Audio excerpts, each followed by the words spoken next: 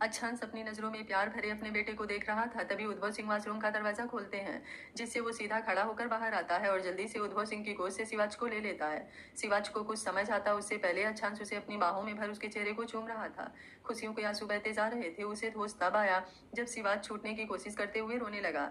अच्छांश शिवाज को गोद में हिलाते हुए चुप कराने की कोशिश कर रहा था। उद्भव सिंह शिवाज को अपनी गोद में लेना चाहते हैं, लेकिन अच्छांश उन्हें देना नहीं चाह रहा था। उद्भव सिंह बोले, यही हूँ, कहीं लेकर नहीं जा रहा हूँ, लेकिन इस तरह रोता रहेगा तो कुछ नहीं समझेगा। मैं इसे समझाने की कोशिश करता हूँ। अच्छांश हाँ में सर हिलाकर शिवाज को उद्भव सिंह को दे देता है। उद्भव सिंह शिवाज को चुप कराते हुए, बच्चा आप जानते हैं ये कौन है? शिवाज छना में सिर हिलाकर उसके सीने में मुंह छुपाने लगता है। उद्भव सिंह बोले, बच्चे ये आपके पापा हैं। ये सुनते ही शिवाज उद्भव सिंह को देखने लगता है, क्योंकि भले ही उसने अभी तक अपने पापा को कभी ढूंढा नहीं, लेकिन पापा शब्द वो जानता था, क्योंकि कभी कभी पार्क में बच्चों के साथ खेलते हुए उसके साथ के बच्चे अपने पापा के साथ खेलते थे। उनके मुंह से पापा सुनता था। उद्भव सिंह शिवाज का सर सहलाते हुए, ये भी आपसे बहुत प्यार करते हैं, आपके लिए बहुत सारे खिलौने लाएंगे और आपकी सारी विश भी पूरी करेंगे। शिवाज ये सुनकर अपनी आंखों में चमक भरते हुए अच्छांश को देखने लगता है। अच्छांश अपनी आंखों में नमी लिए मुस्कुराकर अपने हाथ बढ़ाता है। शिवाज कुछ देर तक चुपचाप उसे देखता रहता है, लेकिन फिर वो उसके हाथ पर अपना हाथ रखते हुए उसकी गोद में आ जाता है। अच्छांश उसे फिर से एक बार अपने सीने से लगा लेता है। अपने बेटे को सीने से लगाकर आज उसे पूरी दुनिया की खुशियां नसीब हो गई थी। वो उद्भव सिंह की तरफ एहसान भरी नजरों से देखता है। उद्भव सिंह मुस्कुराते हुए, अभी सच्चाई तुम्हें मालूम हुई है, शिवांगी सच से अनजान है। अभी तुम्हें अपनों से भी लड़ाई लड़नी बाकी है, सब कुछ इतना आसान नहीं होने वाला। मैंने तुम्हें शिवांगी से इस वक्त इसलिए मिलने से रोका क्योंकि अभी तुम्हारे दुश्मन तुम्हारे साथ ही हैं। अच्छांश बोला, आपने सही कहा, सबसे पहले मैं आपका जिंदगी भर एहसानमंद रहूंगा। जिस वक्त मुझे अपनी पत्नी के साथ होना चाहिए उस वक्त आप एक फरिश्ते की तरह उसकी जिंदगी में आकर उसे संभाला। आपकी वजह से ही आज मेरी बीवी और बच्चा सुरक्षित है। उद्भव सिंह बोले, उस ऊपर वाले के आगे किसी का कोई वश नहीं चलता बेटा, मैं तो बस उस वक्त तक जरिया बना और उसी बहाने भगवान ने मेरा भी घर खुशियों से भर दिया। मुझे शिवांगी जैसी बेटी मिली और इतना प्यारा मेरा नाती, जिसके आने से मेरा सोना घर चहकने लगा। लेकिन बेटा आपने सुना शिवांगी ने क्या कहा, हमें देहरादून के लिए निकलना है। अच्छांश बोला, आप परेशान मत होइए, शिवांगी का फैसला सही है। मैं ना सही लेकिन संध्या की नजर शिवांगी पर पड़ गई है, और जैसा आपने बताया कि उस संध्या के साथ विराज भी था, इसका मतलब वो दोनों मिले हुए हैं। और इनका साथ कौन दे रहा है, केवल मेरे दादा या कोई और भी है? इन सब के पता लगाने के लिए मुझे कुछ वक्त चाहिए, इसलिए आप लोग शिवांगी की बात मानकर देहरादून के लिए निकलिए। मैं जल्दी ही आऊंगा, लेकिन उससे पहले मुझे अपने सारे दुश्मनों को खत्म करना है और इन सबको चुन चुन कर ऐसी सजा देनी है कि फिर वो किसी के खिलाफ साजिश करने से पहले 1000 बार सोचें। उद्भव सिंह बोले, मैं तुम्हारे साथ हूँ बेटा, अगर कभी भी मेरी हेल्प की कोई जरूरत हो तो तुम मुझे कॉल कर लेना। मेरा नंबर ले लो, शिवांगी किसी भी वक्त आती होगी, अब तुम्हें यहाँ से जाना चाहिए। अच्छांश संध्या का मोबाइल उठाकर उसमें कोई ऐप इंस्टॉल करके कुछ सेटिंग में छेड़छाड़ कर देता है। उसके बाद वो कल से लेकर अभी तक का कॉल रिकॉर्ड चेक करता है। उसमें बस एक नंबर पर 2 बार बात हुई थी। अच्छांश अपने मोबाइल में उस नंबर को सेव करता है, फिर वो मोबाइल उसी तरह बेड पर रिकॉर्डिंग निकाल कर रख देता है। रिकॉर्डिंग निकला था, लेकिन रिकॉर्डिंग स्टार्ट नहीं हुई थी। उद्भव सिंह मुस्कुराते हुए, अब वक्त आ गया है उन साजिश रचने वालों को उनकी ही साजिश में फंसाया जाए। अच्छांश बोला, अभी मैं आपके कमरे से गुस्से की एक्टिंग करते हुए बाहर निकलूंगा और आपको भी इसी तरह करना है। मुझे उम्मीद है कि वो संध्या जरूर हम पर नजर रख रही होगी। आई होप उसने शिवांगी और शिवाज को भी नहीं देखा हो। उद्भव सिंह हाँ में अपना सर हिला देते हैं। अच्छांश शिवाज को बेड पर बैठाकर उसके सर को चूमते हुए कमरे से बाहर निकलने लगता है। तभी शिवाज अपनी तोतली आवाज में, पापा आप कहाँ जा रहे हैं? अच्छांश शिवांश के मुंह से पापा सुनते ही फिर से पलटकर उसे गोद में उठा लेता है। वो रूधे गले से बोलता है, क्या कहा मेरा बच्चा, एक बार फिर से बोलो। शिवाज अपनी टूटी फूटी आवाज में, आप कहाँ जा रहे हैं? अच्छांश बोला, आपने मुझे क्या क्या कहा था, फिर से एक बार बोलो, आपने पापा कहा था? शिवाज बोला, हाँ अभी तो नानू ने बताया आप मेरे पापा हो। अच्छांश उसके गालों को चूमते हुए जोर जोर से हाँ में सर हिलाता है। उद्भव सिंह हंसते हुए, बिल्कुल बावला हो गया है। फिर वो शिवाज को गोद में लेते हुए, अभी जाओ तुम्हारा बेटा कहीं भागा नहीं जा रहा। अच्छांश उद्भव सिंह के गले लग जाता है। वो रूधे गले से, मैं आपको बता नहीं सकता इस समय मुझे कैसा लग रहा है। अच्छांश सिंह उसके पीठ पर अपना हाथ थपथपाते हुए, समझ रहा हूँ मैं, भले उम्र के 45वें साल में मुझे शिवांगी ने डैड कहा था, लेकिन वो मेरे लिए एक ऐसी अनुभूति थी जिसे शब्दों में बयां नहीं किया जा सकता। चलो अभी इमोशनल होने का वक्त नहीं है। अच्छांश शिवाज का चेहरा अपने हाथों में भरते हुए, बेटा पापा कुछ जरूरी काम से बाहर जा रहे हैं, मैं फिर आपसे जल्दी मिलने आऊंगा और अब की बार आपके लिए ढेर सारे खिलौने लाऊंगा, फिर हम एक साथ मस्ती करेंगे। ओके? शिवाज बोला, ओके, लेकिन मैं बाहर भी घूमने जाऊंगा, मम्मा मुझे ज्यादा बाहर नहीं ले जाती। अच्छांश बोला, बिल्कुल मेरे बच्चे, आप जहाँ कहेंगे हम वहाँ चलेंगे। शिवाज यह सब सुनकर खुश हो जाता है। उद्भव सिंह उसे बेड पर बैठाकर अपने मोबाइल में कार्टून लगाकर उसे खेलने के लिए दे देते हैं। अच्छांश जोर से कमरे का दरवाजा खोल गुस्से से बाहर निकलते हुए, मुझे आपकी कोई बात नहीं सुननी, आपको क्या लगता है मैं आपकी बातों पर विश्वास कर लूंगा? पीछे से उद्भव सिंह, मुझे भी कोई शौक नहीं है, तुम तो खुद धोखेबाज हो। तुम्हें क्या लगता है कि तुम फिर से अपनी घटिया चाल चलोगे और मेरी बेटी फंस जाएगी? अच्छांश गुस्से से सीढ़ियां चढ़ते हुए ऊपर के फ्लोर पर आता है। इधर संध्या अनिकेत के साथ ऊपर आ जाती है, लेकिन कमरे में वो चहलकदमी करते हुए बेचैन हो रही थी। उसने बेहद चालाकी से अपना मोबाइल का रिकॉर्डिंग चालू करके बेड पर छोड़ दिया था। अब उसे इंतजार था कि जल्दी से उन दोनों के बीच में क्या बातें हो रही है ये पता चल जाए। लेकिन जब ज्यादा देर होने लगती है तो वो बाहर निकल कर देखती है। अनिकेत भी बाहर कॉरिडोर में चहलकदमी कर रहा था। उसे भी समझ नहीं आ रहा था कि अच्छांश आखिर उद्भव सिंह से क्या बात करना चाहता है, जबकि उद्भव सिंह तो बार बार उन लोगों से बदतमीजी कर रहे हैं। संध्या बोली, भाई साहब मुझे बहुत डर लग रहा है, आखिर उन्हें उस आदमी से क्या बात करनी थी? आपने देखा ना वो आदमी कैसे बातें कर रहा था? अनिकेत सोच में डूबते हुए, पता नहीं संध्या को शिवांगी के बारे में कुछ पता भी है या नहीं। अच्छांश ने अगर कुछ नहीं बताया होगा तो बेचारी और ज्यादा डर जाएगी। संध्या बोली, भाई साहब आप क्या सोच रहे हैं? हम लोगों को उनके साथ रहना चाहिए, कहीं उस आदमी ने कुछ गुस्से में कर दिया तो? अभी वो कल रात ही अस्पताल से आए थे और फिर सुबह बेहोश भी हो गए। अनिकेत बोला, तुम चिंता मत करो, हो सकता है उन दोनों में बिजनेस को लेकर कोई बात हुई हो और उसी के लिए वो आदमी गुस्सा हो। संध्या मन में सबके सब उस अच्छांश के चमचे हैं, इसे लगता है कि ये मुझे बहला देगा, लेकिन इसको क्या पता इस खेल की असली खिलाड़ी मैं हूँ। अनिकेत बोला, संध्या ज्यादा मत सोचो, जाओ कमरे में आराम करो। संध्या बोली, नहीं भाई साहब मुझे उनकी बड़ी चिंता हो रही है। अनिकेत बोला, थोड़ा सा और इंतजार कर लो, अगर अच्छांश नहीं आया तो हम चलेंगे। संध्या भी मन मारकर हाँ में सीढ़ी ला देती है। तभी अच्छांश की तेज आवाज सुन दोनों नीचे आने के लिए बढ़ते हैं। तभी अच्छांश सीढ़ियां चढ़ता नजर आता है। उसके गुस्से भरे चेहरे को देख संध्या मन ही मन थोड़ा डर जाती है, लेकिन जैसे ही उसकी बातें सुनती है वो मुस्कुरा उठती है। अनिकेत बोला, क्या हुआ, तू फिर से इतने गुस्से में क्यों है? कितनी बार कहा है इतना गुस्सा मत किया कर, तबीयत खराब हो जाती है। अच्छांश बोला, तो क्या करूं, गलती उन लोगों की है, पैसों के लिए वो मुझे छोड़कर गई थी और वो मिस्टर सिंह कह रहे हैं कि हमने धोखा दिया। मैं एक बार बैठकर ये बात जानना चाहता था कि आखिर उसने ऐसा क्यों किया, लेकिन उल्टे वो मुझे ही दोषी ठहराने लगे। अनिकेत बोला, तू क्या कह रहा है, मुझे कुछ समझ नहीं आ रहा, पहले तो शांत हो जा, चल पहले कमरे में चल। कहते हुए अनिकेत उसे अपने कमरे में लेकर आता है। इधर संध्या मन ही मन मुस्कुराते हुए, अच्छा तो ये बात है, मैं बेकार ही डर रही थी, भाई ने सही कहा था, हमारा प्लान कभी फेल नहीं हो सकता। फिर वो अनिकेत के कमरे की तरफ देखती हुई सीढ़ियों से नीचे बढ़ जाती है, क्योंकि उसे अपना मोबाइल भी तो लाना था। इधर उद्भव सिंह जल्दी से शिवाच को लेकर विवान के कमरे में आ जाते हैं। संध्या दरवाजे पर नॉक करती है, लेकिन कोई आवाज ना आने पर जैसे ही धक्का देती है दरवाजा खुल जाता है। वो चारों तरफ देखती हुई धीमी कदमों से कमरे के अंदर आती है। वो खुद से ही, ये बुढ़ा कहाँ गया, अभी तो गुस्से में चिल्ला रहा था, जरूर अपनी बेटी के पास गया होगा। मुझे क्या, मैं तो मोबाइल लेकर जल्दी से निकलती हूँ। कहते हुए बेड पर से अपना मोबाइल उठाकर जल्दी से बाहर आ जाती है। उद्भव सिंह विवान वाले कमरे के दरवाजे से संध्या को अपने कमरे से बाहर निकलते देख मुस्कुराते हुए, अब आएगा मजा, तुम लोगों को बहुत शौक है ना दूसरों की जिंदगियों से खेलने का, अब तुम लोगों की जिंदगी खुद खिलौना बनकर रह जाएगी। इधर अच्छांश जैसे संध्या को वहां से जाते देखता है, मुस्कुराते हुए, पहली हार के लिए तैयार हो जाओ संध्या सिसोदिया, भले छोटा झटका ही सही, लेकिन तुम्हारा चेहरा देखने लायक होगा, काश मैं तुम्हारा रिएक्शन देख पाता। अनिकेत अच्छांश को इस तरह शांत देख उसे ध्यान से देखने लगता है। अच्छांश को मुस्कुराते देख वो हैरानी से उसके कंधे पर हाथ रख, तुझे क्या हुआ है, तू अभी इतने गुस्से में था और अभी तो मुस्कुरा रहा है। अच्छांश अनिकेत के गले लगते हुए, बस थोड़ी देर सब्र रख, सारी बात बताऊंगा, बस अभी मैं जैसा कह रहा हूँ वैसा कर, मुझे संभालने की कोशिश कर, पहले तू मुझे एक गिलास पानी दे। कहते हुए बेड पर बैठ जाता है। तभी संध्या दरवाजे के पास आती है। अनिकेत को कुछ समझ नहीं आता, लेकिन वो जल्दी से टेबल पर से पानी लेकर अच्छांश को दे देता है। अच्छांश तिरछी नजर से संध्या को देखते हुए पानी पीकर बेड पर लेट जाता है। वो गुस्से से, मुझे इस वक्त किसी से बात नहीं करनी, मुझे अकेला छोड़ दो सब। संध्या अंदर आते हुए, अच्छांश जी इतना गुस्सा मत कीजिए, आपकी तबीयत ठीक नहीं है। अच्छांश अपना हाथ अपनी आंखों पर रखते हुए, संध्या प्लीज मुझे इस वक्त शांति से सोने दीजिए, मेरे सर में बहुत दर्द हो रहा है। संध्या तो अच्छांश के इतने अच्छे से बात करने में ही फूले नहीं समा रही थी। भले उसे पता था कि वो अपनी माँ की वजह से ऐसा कर रहा है, लेकिन उसे उम्मीद थी कि अब जल्दी ही वो अच्छांश के करीब आ जाएगी। संध्या बोली, ठीक है जैसा आपका मन, मैं बिल्कुल परेशान नहीं करूंगी। अनिकेत भाई साहब इनका ध्यान रखना। अनिकेत को कुछ समझ तो नहीं आ रहा था, बस उसने हाँ में सिर हिला दिया। संध्या अपने कमरे में आकर दरवाजा बंद करते हुए खुशी से उछलते हुए, ये बात तो भाई को बतानी होगी। वो अपने भाई से बात करने की सोच मोबाइल देखती है, तभी उसे रिकॉर्डिंग का याद आता है। वो जल्दी से बेड पर बैठ रिकॉर्डिंग खोलती है, लेकिन कुछ ही देर में उसके चेहरे की हवाइयां उड़ी हुई थी।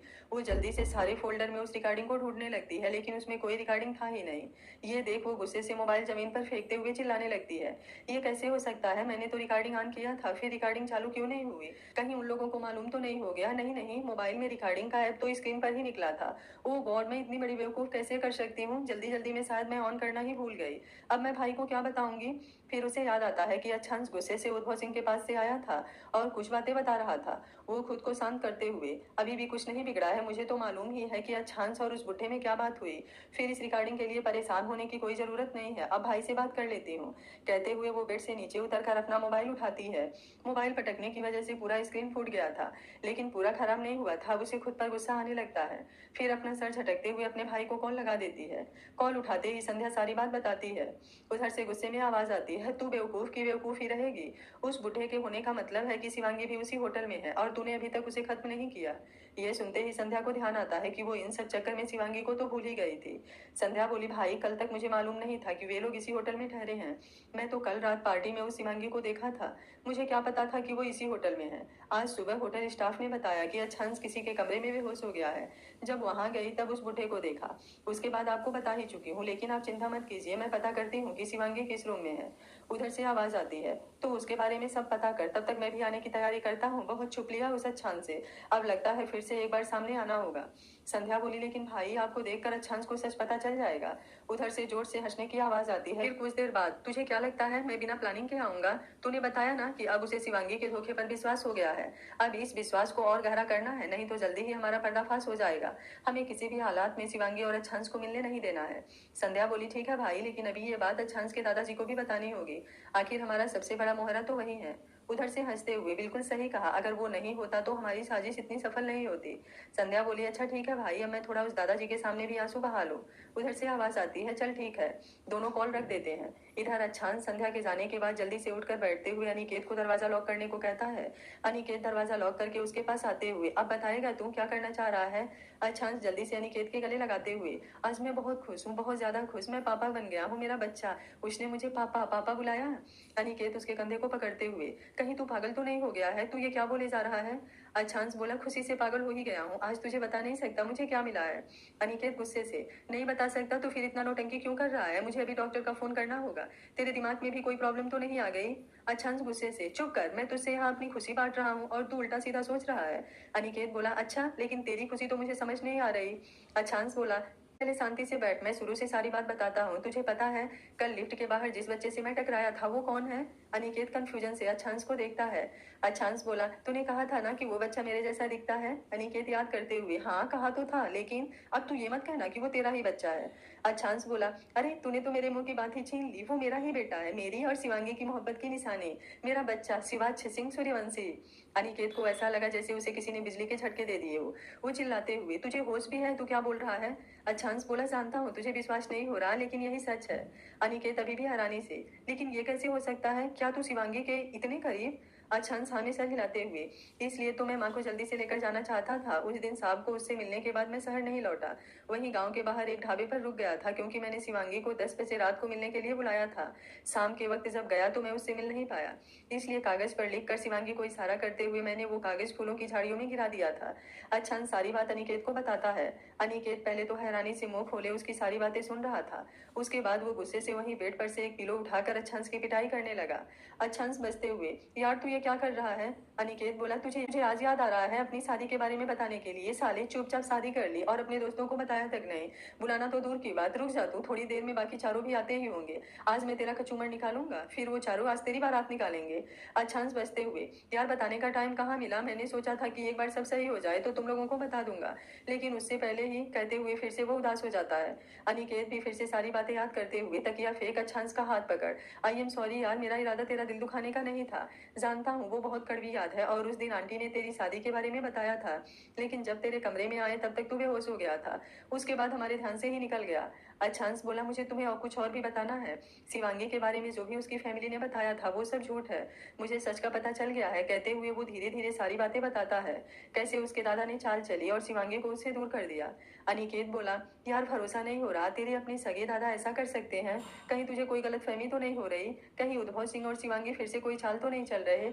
अच्छांश मुस्कुराते हुए, जानता हूँ तेरा विश्वास करना मुश्किल है। अनिकेत बोला, ऐसी बात नहीं है यार, तेरी खुशियां तुझे मिल जाए, हम लोगों ने बस यही चाहा है। बस मैं नहीं चाहता कि फिर से कोई तेरे दिल और जज्बातों से खेले। हम लोगों ने अपने कानों से सुना था ना उस शिवांगी और विराज की बातें, जहां तक हमें याद है उस विराज ने बताया था शिवांगी 2 महीने प्रेग्नेंट थी, जबकि तू बता रहा है कि जिस दिन हम लोग गाँव गए थे उससे 2 दिन पहले तुमने शादी की और पहली बार करीब आए। अच्छांश बोला यही तो गलती कर गया मैं। उस विराज ने वो सारा पहले से ही प्लान करके रखा था। वो लड़की की आवाज शिवांगी की नहीं थी, किसी ने उसकी मिमिक्री की थी, क्योंकि शिवांगी उस वक्त खुद मौत से लड़ रही थी। वो तो जयपुर में नहीं, देहरादून के हॉस्पिटल में भर्ती थी। अनिकेत बोला लेकिन तुझे इस बात पर विश्वास कैसे है? अच्छांश बोला विश्वास तो मुझे पहले भी था। मेरा दिल हमेशा कहता था कि शिवांगी ऐसी नहीं है। मैंने उसकी मोहब्बत को महसूस किया था, उसमें कोई धोखा नहीं था। मेरी शिवांगी की सच्चाई का सबूत मेरे आंखों के सामने था। अनिकेत बोला वही तो पूछ रहा हूँ, कैसे, किस सबूत की बात कर रहा है तू? अच्छांश बोला तुझे याद होगा उस विराज ने बताया कि शिवांगी 2 महीने प्रेग्नेंट थी। इसका मतलब जानता है? अनिकेत बोला देख तेरी गोल गोल बातें मुझे समझ नहीं आ रही। 2 महीने प्रेग्नेंट का मतलब है कि वो पहले से ही विराज के साथ रिलेशन में थी। अच्छांश बोला बिल्कुल, लेकिन ये कैसे हो सकता है? क्योंकि उस दिन जब मैं शिवांगी के करीब आया वो शिवांगी का फर्स्ट टाइम था। अनिकेत बोला वाह, ये तुझे कैसे पता? अच्छांश एक पिलो उठाकर मारते हुए, साले कमीने, मुझे नहीं पता होगा तो किसे होगा? अनिकेत कंफ्यूजन से, यार मुझे मार क्यों रहा है? अच्छांश बोला मारो नहीं तो और क्या करूं, डफर गए का साले, मैं अब कितने विस्तार से तुझे बताऊं? अनिकेत बोला अरे तो मेरी कौन सी शादी हुई है कि मुझे पता होगा? अच्छांश चिढ़ते हुए, कमीने सबकी शादी पहली बार ही होती है, कॉमन सेंस नाम की भी चीज होती है, छोड़ मुझे तुझे कुछ बताना ही नहीं है। अनिकेत बोला अब मैं कौन सा कॉमन सेंस यूज करूं? अच्छांश बोला तो क्या मैं तुझे अपने प्राइवेट मोमेंट्स का डिटेल में एक्सप्लेन दूं? अनिकेत बोला ओके ओके मान लिया, तुझे पता हो गया था, आगे बता। अच्छांश बोला मेरे इन अपनों की वजह से बीते 4 सालों में मेरी शिवांगी ने बहुत दर्द उठाए हैं। मेरा बेटा बिन बाप के रहा है। आज पता है वो क्या कह रहा था कि उसे बाहर घूमने जाना है क्योंकि मम्मा लेकर नहीं जाते, कहते हुए उसका गला भर आता है। अनिकेत उसके कंधे पर हाथ रखते हुए लेकिन क्यों? अच्छांश बोला क्योंकि शिवांगी को डर लगता है कोई हमारे बच्चे को गलत नजर से ना देखे, कहीं मेरे बच्चे के दिमाग में कोई गलत बात ना डाल दे। वो उसे दुनिया से बचा कर रखना चाहती है। मेरे इन अपनों की वजह से मेरा बेटा अपना बचपन खुलकर नहीं जी रहा है, छोड़ूंगा नहीं उन सबको। अनिकेत बोला लेकिन जब ऐसी बात थी तो एक बार शिवांगी को तुमसे मिलना चाहिए था। हम लोग शिवांगी के बारे में नहीं जानते थे, लेकिन वो तो जानती थी ना कि तुम जयपुर में रहते हो, फिर वो लौट कर क्यों नहीं आई? और दूसरी बात तू भूल रहा है अब तेरी शादी संध्या से हो गई है, और संध्या की इन सब में क्या गलती? अच्छांश गुस्से से, गलती इस खेल की मास्टरमाइंड वो संध्या सिसोदिया ही है। मैंने तुझे पहले ही बताया था ना कि उस लड़की के पास से मुझे अजीब सी फीलिंग होती है। वो जैसी दिखती है वैसी है नहीं। तुझे विश्वास नहीं होगा इसलिए मैं उसका सबूत भी साथ लेकर आया हूँ। कहते हुए अपने मोबाइल में कुछ करता है। थोड़ी ही देर में संध्या ने अभी जो भी अपने भाई से बात की थी उसकी रिकॉर्डिंग स्टार्ट हो जाती है। सारी बातें सुनते हुए अनिकेत अपना सर पकड़ लेता है। अच्छांश बोला अब बता कैसे शिवांगी मेरे पास लौटती? इस विराज ने मेरी शिवांगी की इज्जत लूटनी चाहिए और तेरी इस सो कॉल्ड संस्कारी संध्या ने मेरी शिवांगी को जान से मारना चाहा। वे लोग तो अपने मंसूबे में कामयाब भी हो चुके थे, लेकिन कहते हैं ना सच्चे लोगों के साथ उनका भगवान होता है। अनिकेत बोला ऐसे भी लोग होते हैं दुनिया में, विश्वास नहीं हो रहा, इतनी गहरी साजिश। दोनों अभी आगे कुछ कहते उससे पहले दरवाजे पर दस्तक होती है। अच्छांश और अनिकेत एक दूसरे को देखने लगते हैं। अच्छांश जल्दी से रिकॉर्डिंग बंद करके बेड पर लेट जाता है। अनिकेत खुद को नॉर्मल करते हुए दरवाजा खोलता है। दरवाजा खोलते ही आधी की तरह उसके चारों दोस्त अंदर घुसते हैं और अच्छांश के पास आ जाते हैं। अनिकेत बोला अबे कंजरों, तुम्हें दरवाजे पर इतना लंबा चौड़ा इंसान नहीं दिख रहा? उड़ाल और बाकी तीनों उसकी बातों को इग्नोर करते हुए अच्छांश के पास आकर उसका हाल समाचार पूछने लगते हैं। अच्छांश भी उन चारों को देख उठकर बैठ जाता है। अनिकेत दरवाजा बंद करके आते हुए, गलती कर दी इन चारों को बुलाकर, अच्छा था मैं अकेले ही सारी पार्टी कर लेता। अनीस बोला पार्टी? यहाँ अच्छांश की तबीयत खराब है और तुझे पार्टी की सूझ रही है? अच्छांश मुस्कुराते हुए मैं बिल्कुल ठीक हूँ। मधुर बोला लेकिन तू इतना लापरवाह कैसे हो सकता है? जिसको तेरी कदर नहीं उसी के लिए क्यों खुद को तकलीफ देता है? अच्छांश बोला पहले तुम लोग शांति से मेरी बात सुनो। कुणाल बोला तेरी सारी बात सुनेंगे लेकिन तू पहले आराम कर। अनिकेत बोला अरे ये तो खुशी से पागल हो गया है, ये तो अब आराम नहीं भांगड़ा करेगा। चारों कंफ्यूजन से उसे देखने लगते हैं। अनिकेत बोला अरे सच कह रहा हूँ, तुम लोग मुझे ऐसे क्यों देख रहे हो? अब तो हम इससे डबल पार्टी लेंगे, एक तो इसकी शादी कर ली और दूसरा इसके बाप बनने की। हे जय हो, अब तो मैं चाचू बन गया। सोचा था पहले कुणाल के बच्चे का चाचू बनूंगा, लेकिन उससे पहले ही अच्छे ने बाजी मार ली। मधुर इन तीनों के कान में, यार कहीं ये अनी पागल तो नहीं हो गया है? अच्छे ने कहीं गुस्से में इसे ज्यादा पीट पाट तो नहीं दिया जिससे इसका मानसिक संतुलन खराब हो गया? ये सुनते ही अच्छा जोर जोर से हंसने लगता है और अनिकेत गुस्से में घूरते हुए, कमीनों तुम्हें मैं पागल दिख रहा हूँ? चल ठीक है, तुम लोग मुझे पागल ही समझो, मैं अब अकेले ही पार्टी करूंगा। कुणाल अच्छा जल्दी से पूरी बात बता, हमें तो अनी की कोई बात समझ नहीं आ रही, पहले तो ये बता कहीं फिर से उस शिवांगी ने कुछ किया तो नहीं? अच्छांश थोड़ा गुस्से से, तुम लोग पहले पूरी बात सुनोगे या नहीं? पहले तो मेरी शिवांगी को कुछ भी बोलना बंद करो। ये सुनते ही सभी शांत होकर बैठ जाते हैं। अनिकेत अच्छांश ठीक कह रहा है, शिवांगी ने कुछ नहीं किया है। ये सुनते ही चारों फिर से कुछ बोलने को होते हैं, लेकिन अच्छांश को घूरते देख चुपचाप शांत रह जाते हैं। अनिकेत बोला गलत अच्छे के साथ ही नहीं शिवांगी के साथ भी हुआ था, वो सारी बात बताता है। अच्छांश बोला इतना ही नहीं, इस संध्या ने विराज के साथ मिलकर मेरे शिवांगी के साथ गलत करने की कोशिश की थी, यहाँ तक कि उसे लगभग जान से मार ही दिया था। फिर वो उद्धव सिंह ने उसे कैसे बचाया ये सारी बात भी बताता है। कुछ देर के लिए कमरे में चुप्पी छा गई थी, लेकिन थोड़ी ही देर में फिर से पांचों दोस्त अच्छांश के ऊपर चढ़े हुए थे और तबीयत से उसकी धुलाई हो रही थी। अच्छांश हंसते हुए बेहाल हो रहा था, लेकिन थोड़ी देर में ही वो थकने लगा, जिसे देख जल्दी से पांचों अलग हट गए। कुणाल बोला, तू ठीक तो है ना? अच्छंस गहरी सांस लेते हुए हमें सिर हिला देता है। मधुर बोला, छोड़ेंगे नहीं इन लोगों को, लेकिन ये विराज कहाँ है? नितिन बोला, जहां भी हो उसे तो हम ढूंढ ही लेंगे, लेकिन एक बात समझ नहीं आ रही, ये संध्या तो सिसोदिया है और वो विराज मल्होत्रा, फिर दोनों भाई बहन कैसे हैं? अच्छांस बोला, ये भी पता चल जाएगा, इस साजिश में ये तीन ही नहीं, शिवांगी की पूरी फैमिली और उस विराज के माँ बाप भी शामिल थे। इन सभी ने झूठ का एक ऐसा चक्रव्यूह रचा जिसमें मेरी और शिवांगी की जिंदगी उलझ गई। अब तो बस एक ही डर है कि इन साजिशों में माँ का कोई हाथ ना हो, नहीं तो। पांचों दोस्त एक साथ चिल्लाते हुए, पागल हो गया है तू? माना तेरे अपनों ने तुझे छला है, लेकिन इसका ये मतलब नहीं कि तुम सबको शक भरी नजरों से देखने लगा। अच्छांस बोला, भगवान करे ऐसा ही है, नहीं तो मैं शिवांगी को फेस कैसे करूंगा? नितिन बोला, लेकिन शिवांगी है कहाँ? अनिकेत बोला, अभी शिवांगी को अच्छांस ने कुछ नहीं बताया है, अभी केवल उद्भव सिंह इसका सच जानते हैं। कुणाल बोला, तो पहले हमें शिवांगी को सच बताना चाहिए। इस रिकॉर्डिंग से तो साफ जाहिर है कि वो विराज और संध्या फिर से कुछ गंदी चाल चलेंगे, कहीं उसने शिवांगी को फिर से हर्ट करने की कोशिश की तो। अच्छांस बोला, अब दोनों की कोई भी गंदी चाल पूरी नहीं होगी। उस समय मैं अपनों के इन दोहरे चेहरों से अनजान था, लेकिन अब इनका चेहरा भी सबके सामने लाऊंगा और उन्हें मिट्टी में भी मिलाऊंगा। मधुर बोला, लेकिन कुणाल सही कह रहा है, पहले हमें शिवांगी को सच बताकर सतर्क करना चाहिए। अनीस बोला, तुम लोगों को जो करना है करो, लेकिन अच्छ मुझे पहले अपने भतीजे से तो मिला दे, मैं भी तो देखूं ये जूनियर अच्छान सिंह सूर्यवंशी कैसा दिखता है। अनिकेत मुस्कुराते हुए, बिल्कुल इसका ही फोटोकॉपी है, मुझे तो देखने ही लगा था कि जैसे ये इसका बेटा है, लेकिन इस कमीने ने कभी बताया ही नहीं था कि इसमें शिवांगी से शादी कर ली है। फिर अपने माथे पर हाथ मारते हुए, अरे तुम लोगों से एक सवाल पूछना था, ये अच्छे तो मुझे गोल गोल घुमा रहा है, लेकिन तुम लोग बताओ, किसी लड़की के पास जाने पर कैसे पता चलता है कि वो उसका फर्स्ट टाइम है? यह सुनते ही अच्छे फिर से उसे गुस्से में घूरने लगता है और बाकी चारों शर्म से अपनी नजरें इधर उधर घुमाने लगते हैं। अनिकेत उनको ऐसे देख, मैंने कुछ बोल दिया गलत क्या? अच्छ बोला, साला इन चारों से भी कूट कर ही मानेगा, कहते हुए अपना फोन निकालकर उद्भव सिंह को कॉल करने लगता है। अनिकेत बोला, अरे यार तुम लोग ऐसे शर्मा क्यों रहे हो, अपने दोस्तों में भी कोई सीक्रेट होता है क्या? वे चारों अनिकेत की बातें सुन अपने बाल नोचते हुए पहले एक दूसरे को देखते हैं, उसके बाद चारों एक साथ अनिकेत के ऊपर कूद पड़ते हैं। अनिकेत चिल्लाते हुए, अबे नहीं बताना है तो मत बताओ, लेकिन मुझे कूट क्यों रहे हो? लेकिन चारों उसे छोड़ते नहीं। अच्छ बालकनी में आकर उद्भव सिंह से बातें करने लगता है। उद्भव सिंह संध्या के जाने के बाद जल्दी से अपने कमरे में आकर सारा सामान पैक करते हैं। तभी शिवांगी भी तैयार होकर आ जाती है। शिवांगी बोली, डैड अभी तक आप तैयार नहीं हुए? उद्भव सिंह बोले, अरे पैकिंग तो हो ही गई है, बस नहाना बाकी है, मैं 5 मिनट में आता हूँ। शिवांगी सर हिलाते हुए शिवाच को लेकर अपने कमरे में आती है, फिर गरिमा को फोन करके बात करती है। गरिमा बताती है कि वो तैयार हो चुकी है। थोड़ी देर में शिवांगी उद्भव सिंह और गरिमा के साथ एयरपोर्ट के लिए निकल जाती है। विमान होटल में ही था। उद्भव सिंह नीचे हाल में चारों बॉडीगार्ड को शिवांगी के साथ रहने के लिए कहते हैं। चारों ने भी उन्हें किसी भी बात की टेंशन नहीं लेने को कह उनके साथ एयरपोर्ट के लिए निकल गए। शिवांगी बोली, डैड इन लोगों की क्या जरूरत थी? उद्भव सिंह बोले, बस आज भर की तो बात है, बस मेरे लिए इन्हें अपने साथ रहने दे, नहीं तो मुझे चिंता होती रहेगी। अब शिवांगी भी कुछ नहीं कर पाती। जैसे ही वे लोग एयरपोर्ट पहुंचते हैं, उद्भव सिंह का मोबाइल बजने लगता है। वो शिवांगी को बहाना बनाकर उससे थोड़ी दूर हंसाते हैं। शिवांगी भी गरिमा और बॉडीगार्ड के साथ अंदर आती है। शिवा छवि भी शिवांगी की गोद में था। शिवांगी उसे समझाते हुए, जान आप नानू के साथ घूमी घूमी करने जा रहे हो, मैं भी थोड़ी देर बाद आ जाऊंगी, ओके? शिवाच शिवांगी की गालों को चूमते हुए, ओके, लेकिन हमारे साथ तो पापा भी घूमी घूमी करेंगे।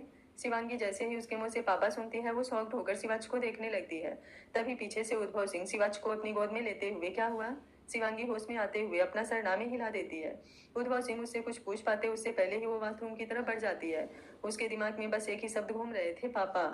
शिवांगी शिवाच के मुंह से पापा सुनकर हैरान हो गई थी। वॉशरूम में आकर दीवार पकड़ते हुए नीचे फर्श पर बैठ जाती है। इस वक्त उसका दिल फिर से एक बार छलनी हो रहा था, वो खुद से ही। हमेशा से जिस बात से डरती रही, आज वो सच हो गया है। इसे कभी ज्यादा लोगों से मिलने जुलने नहीं दिया। मैं हर मुमकिन कोशिश की कि ये पापा जैसे शब्द से हमेशा दूर रहे, और जब समझने वाला हो जाए तब तक खुद को इतना काबिल बना लो कि इसको कभी पापा की कमी भी महसूस ना हो। अपने बच्चे की लाइफ में मैं ही उसकी माँ और पापा दोनों रहूं, लेकिन आज मैं फेल हो गई। आखिर इसके जहन में ये शब्द आया कहाँ से? क्या किसी कार्टून से या किसी के मुंह से सुना हुआ? सोचते हुए उसके सर में दर्द होने लगा। आज हंस का चेहरा फिर से आंखों के आगे उभरने लगा था। अतीत का वो सच जिससे वो हमेशा दूर भागने की कोशिश कर रही थी, आज फिर से उसके सामने आकर खड़ा हो गया था। एक बार को उसे ख्याल आता है कि कहीं अच्छांश ने शिवाच को देख तो नहीं लिया, क्योंकि कल रात जब से अच्छांश को देखा था, यही डर तो हमेशा सता रहा था, और आज सुबह उठते ही इसी डर के कारण वो शिवाच को दूर भेज रही थी। फिर वो खुद से ही नहीं, अगर उसे पता लग गया होता तो जरूर कुछ ना कुछ करने की कोशिश करता, लेकिन अभी तक ऐसा कुछ नहीं हुआ है। उसकी सोच को तब विराम लगता है जब उसका मोबाइल बजता है। उद्भव सिंह का कॉल आ रहा था। वो उठकर नल खोलते हुए अपने चेहरे को अच्छे से धोती है। खुद को पूरी तरह ठीक करके जब वॉशरूम से बाहर आती है तो फिर से उसका चेहरा एक्सप्रेशन लेस हो चुका था। उद्भव सिंह शिवांगी को देखते हुए, कितनी देर हो गई है, आपकी तबीयत ठीक तो है ना? शिवांगी सेट्स निकाल कर अपनी आंखों पर लगाते हुए, जी डैड बिल्कुल मैं ठीक हूँ, चलिए टिकट चेकिंग का टाइम हो रहा है। वो शिवाज को अपनी गोद में लेकर उसके माथे को चूमते हुए, ज्यादा शैतानी मत कीजिएगा, मैं जल्दी ही आऊंगी। शिवाज बोला, लेकिन आप भी हमारे साथ चलिए ना मम्मू। शिवांगी बोली, बच्चा मम्मा को काम है ना, मैं जल्दी से काम निपटा कर आ जाऊंगी। थोड़ी देर में ही उद्भव सिंह शिवाच को लेकर गरिमा के साथ अंदर चले जाते हैं। टिकट और सामान चेकिंग होते हुए कुछ देर में फ्लाइट टेक ऑफ कर जाती है। शिवांगी चारों बॉडीगार्ड के साथ होटल के लिए निकल आती है। मेहरा कंपनी से आज डील साइन होनी थी, जिसके लिए 2 बजे से मेहरा कंपनी में मीटिंग थी। शिवांगी फाइल निकालकर सारे पेपर चेक करने लगती है। होटल पहुंचते ही फाइल और लैपटॉप लेकर गाड़ी से उतर जाती है। चारों बॉडीगार्ड भी उसके पीछे चल रहे थे। इस वक्त सुबह के 9 बजने वाले थे। इधर अच्छांश उद्भव सिंह से बात करता है। वो बताते हैं कि वो लोग एयरपोर्ट पहुंच चुके हैं। अच्छांश उन्हें अच्छे से ध्यान रखने को कह खुद ही जल्दी देहरादून आने को कहता है। कमरे में आते ही कमरे में उन 5 लड़कों की हालत देख वो अपना सर हिला देता है। 5 इस वक्त बेड से लेकर फर्श तक लेटे हुए हाँफ रहे थे। अच्छांश बोला, हो गया तुम लोगों का?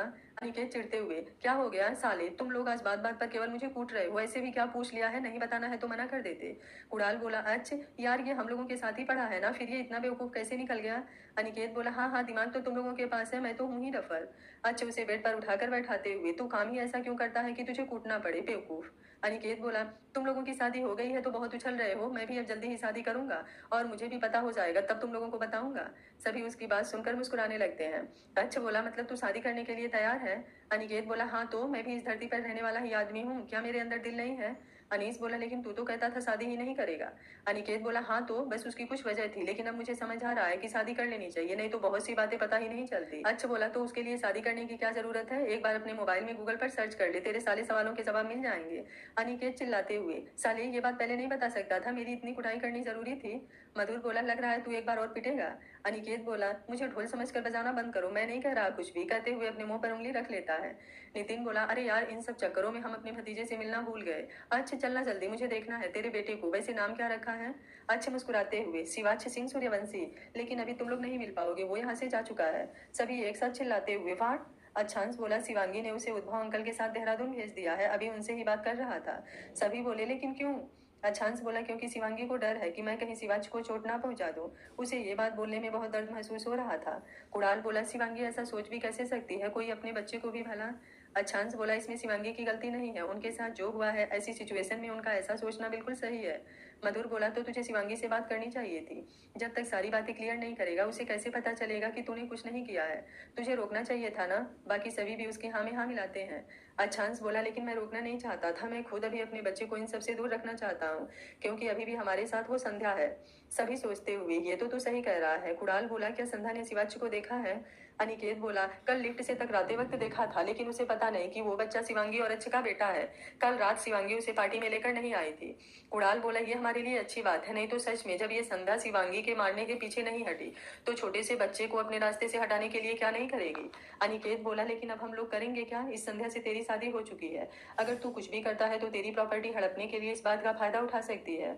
अच्छांश बोला, कौन सी शादी? मेरी शादी पहले ही शिवांगी से हो चुकी है, कौन सा कानून मानेगा इस शादी को? अगर शिवांगी से शादी ना भी हुई होती तो भी उसे ये हक कभी नहीं देता। एक बार विराज हाथ आ जाए उसके बाद इन दोनों भाई बहनों की तो ऐसी हालत करूंगा कि सारी शादी और हक भूल जाएगी। अनिकेत बोला, तेरा सोचना बिल्कुल सही है, लेकिन इससे पहले हमें शिवांगी से मिलकर सारी बातें क्लियर करनी होगी। क्या वो अभी देहरादून के लिए निकल गई है? अच्छा बोला, नहीं, आज कल वाले प्रोजेक्ट के लिए अभी पेपर साइन नहीं हुए हैं, 2 बजे रिवांश ने उन्हें मीटिंग के लिए बुलाया है, मीटिंग करके वो भी निकल जाएंगे। कुणाल बोला, फिर सोच क्या रहा है, चल शिवांगी से मिलते हैं। अच्छांश बोला, लेकिन वो संध्या? अनिकेत बोला, मैं देख कर आता हूँ कि वो कहाँ है, फिर हम लोग शिवांगी के कमरे में चलेंगे। सभी हामी सिर हिला देते हैं। अनिकेत दरवाजा खोलकर बाहर आता है। संध्या का कमरा उसके सामने के बगल वाला था, सामने वाला कमरा अच्छांश का था। अनिकेत दरवाजे पर नॉक करता है, लेकिन कोई दरवाजा नहीं खोलता। अनिकेत आवाज भी देता है, लेकिन कोई जवाब नहीं मिलता। वो दरवाजा खोलने की कोशिश करता है, लेकिन वो लॉक था। अनिकेत अपने कमरे में आते हुए सारी बात बताता है। सभी दोस्त बाहर निकलकर चारों तरफ देखते हैं, लेकिन संध्या कहीं नजर नहीं आती।